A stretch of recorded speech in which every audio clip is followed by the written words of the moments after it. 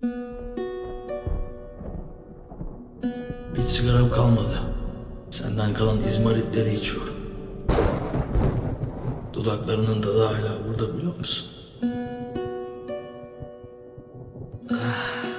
Sevgimden başka hiçbir şey düşünmedim ben. Senden başka hiçbir şey düşünmedim. Hiç sordun mu kendine ben ne yaptım diye?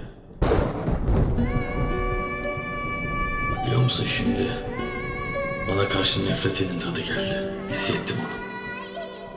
Ama seni kaybetmedim hiçbir zaman. İnanarak doğru şey mi yaptım? Kötü biri miyim ben? Oğlumla bırak koyayım lan seni, yalan mı boş?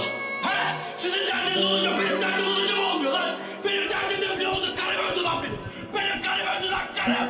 Orası çocuğum, karım öldü, karım. Ece öldü, Ece. Ece öldü, orası çocuğum. Ece öldü. Ece öldü işte. Ece öldü. Kötü biri miyim ben?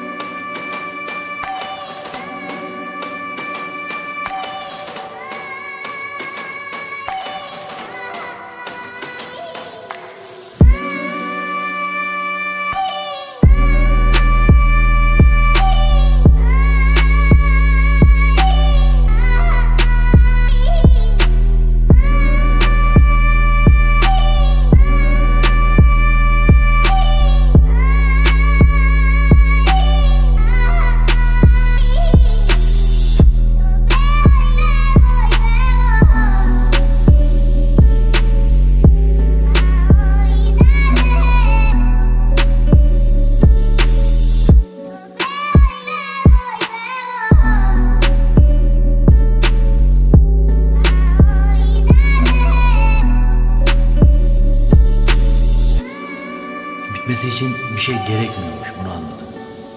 Ben çok sigara içiyormuşum. Ben çok sigara içiyorum, öyle mi? Hiç bitti dediğim bir an oldu mu? Bitti. İşte benim için şu an.